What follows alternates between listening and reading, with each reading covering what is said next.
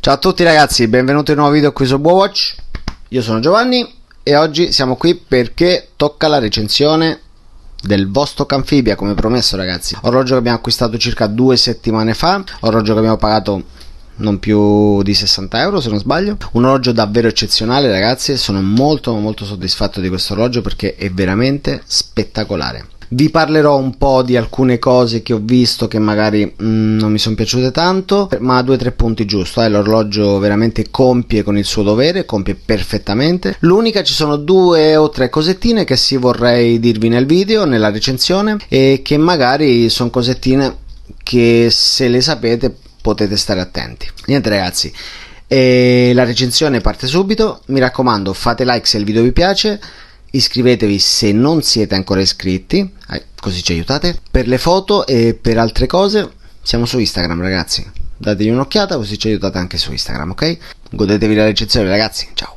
Eccoci qui con il protagonista di questo video, il Vostok Amphibia. Vi ricordo che l'abbiamo comprato 2 settimane fa, che è stato quando è stato fatto l'unboxing. Ve lo lascio qua su se volete andare a vederlo. Niente, l'abbiamo comprato su Meranom, costato all'incirca 60 euro. Sì ragazzi, 60 euro, bello, perfetto. E niente, ha tardato circa 2 mesi per arrivare qui. Suppongo che sarà per problemi adesso che ci sono con il Covid-19. So che normalmente tarda circa 2 settimane, un mese nella spedizione, quindi è stato proprio adesso per questo problema. Ho rimontato il bracciale originale perché mi sembrava più corretto farlo con il bracciale originale, così vi spiego anche un po' come mi è sembrato questo bracciale.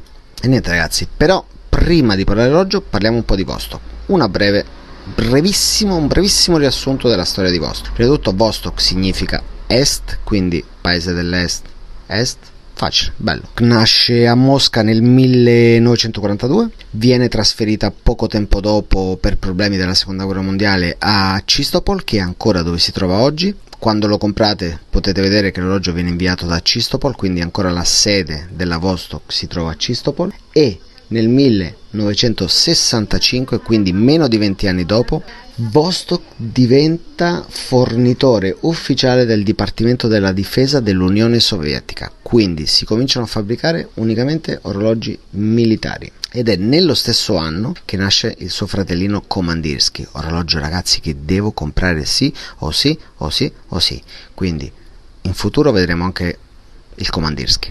E 3 anni dopo ragazzi, 3 anni dopo, quindi nel 1968, nasce il Vostok Amphibia, un orologio subacqueo con la cassa in acciaio inossidabile e dichiarato per una profondità di 200 metri. Io non l'ho potuto provare fino a 200 metri, però quasi, no, sono arrivato a 2-3 metri, quindi dai, ci sta. E niente, perfetto ragazzi, detto questo, vi spiego anche che alcuni giorni fa, a parte questa referenza che è la 710059, c'è una referenza bellissima che ho visto poco tempo fa in un film del 2004 che si chiama The Life Aquatic with Steve Zissou, anzi, un film di Bill Murray, dove Bill Murray, che è il protagonista, possedeva un Vostok Amphibia che adesso si chiama addirittura, la versione dell'anno proprio nominata così, l'Amphibia Zissou. Orologio bellissimo e che secondo me anche più avanti si può vedere. Niente, perfetto ragazzi, abbiamo parlato adesso un po' della storia del Vostok, parliamo adesso di questo orologio, questo magnifico Vostok Amphibia. Vi ricordo un'altra volta la referenza di questo modello che è la 710059. Parliamo prima di tutto delle dimensioni di questa cassa. Ok, ha un diametro di 41 mm, un lag to lag di solo 45 mm, uno spessore che è dovuto soprattutto al vetro di 15 mm e la separazione tra le anse è di 22 mm, quindi se dovete cambiare bracciale o cinturino, mettere un nato, quello che volete, ricordatevi che deve essere 22 mm. I materiali dell'orologio sono acciaio inossidabile, cassa, ghiera, bracciale, fondello, corona credo di no, vetro in plastica, si può vedere perché già è quasi tutto graffiato, in 2 settimane gli ho fatto abbastanza graffi, però si pulisce, quindi non c'è nessun problema. Addirittura la forma e il materiale del vetro sono stati concepiti per sopportare maggiormente la pressione dell'acqua, cosa che mi ha spiegato Christian alcuni giorni fa, un dato davvero importante. Quindi ricordate che questa forma a cupola del vetro è stata proprio concepita per questo fatto, per sopportare meglio la pressione. Niente, perfetto. Parliamo adesso del calibro. Il calibro è di manifattura Vostok, abbiamo un calibro 24-16 da 31 rubini con carica manuale, quindi si carica manualmente, vedete? Si carica manualmente, anche molto facile da caricare, molto leggero. Viaggia a 19.800 alternanze orarie, ha 42 ore di riserva di carica e non ha fermo macchina, quindi ricordate che ha carica manuale ma non ha fermo macchina. Perfetto, detto questo, altre caratteristiche di questo orologio sono la ghiera bidirezionale, ok?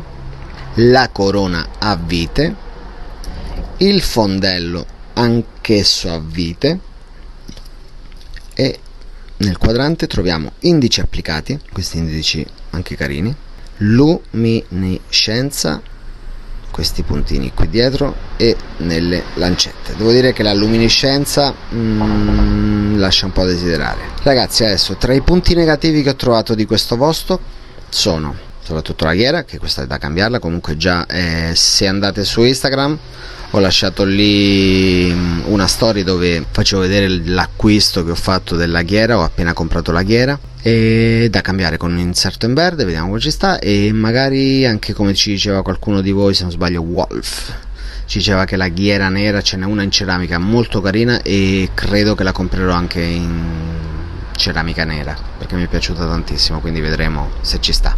Perfetto.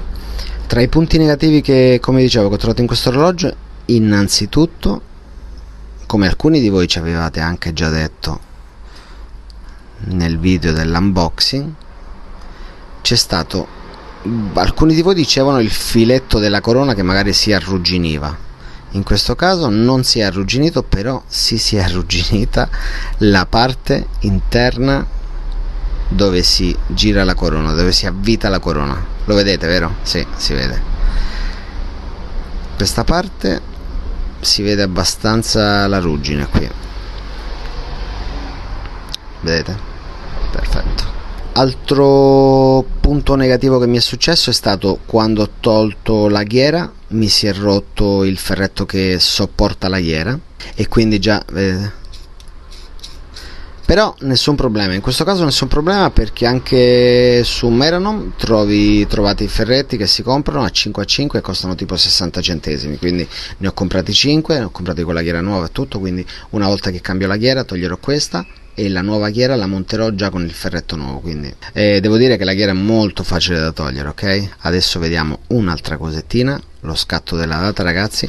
Lo scatto della data, purtroppo la data non scatta, come alcuni di voi dicevate nei commenti anteriori dell'unboxing. No, con data no, con data no. A me sinceramente piacciono tantissimo gli orologi con data, però sì, devo dire che è un po' scomodo il fatto che non scatta la data, quindi se sei al giorno 30 l'orologio al giorno 10 devi stare lì fare un sacco di giri, quindi è un po' scomodo, è veramente un po' scomodo. Però sì, ci sono alcuni tutorial su YouTube che ti spiegano come cambiare la data. Non mi sembra opportuno, perché sinceramente credo che si può danneggiare un po' il movimento. Dicono che arrivare fino alle 12, quando arriva alle 12 dai indietro fino alle 7-8, ritorni avanti, vai indietro, ritorni avanti e si scatta la data. Funziona, ho provato ed effettivamente funziona. Ho provato 1 o 2 volte, perché sinceramente mi sembra che un orologio che debba, anzi un movimento in questo caso, che debba sopportare uno sforzo così non mi sembra corretto. Quindi niente, l'ho fatto tradizionalmente, erano solo 10 giorni, quindi non mi è... poi lo sto usando quasi sempre, quindi no, non è nessun problema, questa è la data. Ragazzi, la riserva di carica di questo orologio è di circa 42 ore. Sì, devo dire che a me è durato sulle 15 ore a carica piena. So che l'orologio era a carica piena perché erano già tipo 15 giorni che lo tenevo al polso, quindi pieno era pieno.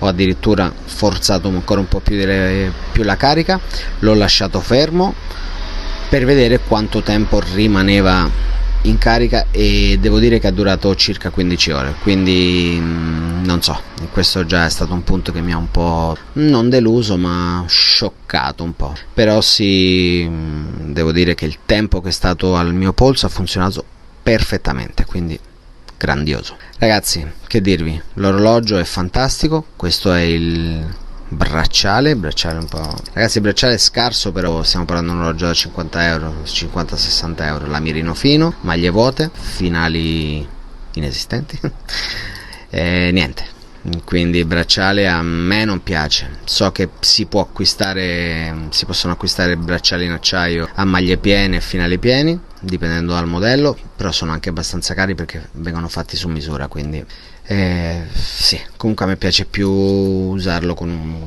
un cinturino nato, ok? Ragazzi, lasciamo qui i link in descrizione, lasciamo anche quelli di Meranom se magari volete anche lì comprarlo. Io dirvi che con l'orologio sono contentissimo, a prescindere da alcuni difetti che ha, però ragazzi è uguale, è un orologio così economico ma così bello che sinceramente gli si perdona qualsiasi cosa. Perciò io a questo orologio gli do un voto molto positivo, mi è piaciuto tantissimo, ve lo consiglio perché davvero mi sembra spettacolare. Qui da BuoWatch è tutto, ritorneremo presto con altre recensioni, ricordatevi di fare like se il video vi è piaciuto, iscrivetevi se non siete ancora iscritti, andateci a vedere su Instagram che siamo anche lì.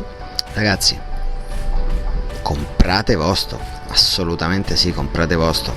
Niente, più avanti vi ricordo che torneremo anche con il Commanderski e niente ragazzi, alla prossima e buon divertimento con i prossimi video anche, Ciao ragazzi, ciao a tutti.